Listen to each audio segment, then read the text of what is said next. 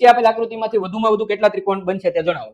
જો ત્રિકોણની એની ગણતરી તમને બહુ વ્યવસ્થિત રીતે આપણી ચેનલ પરથી શીખવાડેલી છે, જેને જોવાની બાકી હોય એ જોઈ લેજો. તો અહીંયા ત્રિકોણની ગણતરી માટે શું કરશું, તો કે અહીંયા તમે નંબર આપી દેશો ભાઈ આવું ત્રિકોણ હોય તો અહીંયા 1 કલર બદલાઈ નાખીએ, અહીંયા 1, અહીંયા 2, અહીંયા 3 અને અહીંયા 4. અહીંયા 1, 2, 3 અને 4. ભાઈ એને આપી દીધા નંબર. પછી તો કે હવે એનો કરી નાખવાનો છે સરવાળો, બીજું કાંઈ કરવાનું નથી. તો કે અહીંયા કેટલા બનશે, તો કે 1 + 2 + 3 + 4 કેટલા બનશે, 10 બનશે.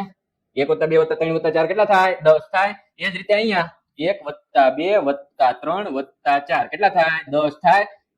10 ઉપર ત્રિકોણ બને, 10 અહીંયા ત્રિકોણ બને, 10 ને 10 કેટલા ત્રિકોણ બને, 20 બને. કેટલા બને, 20 બને.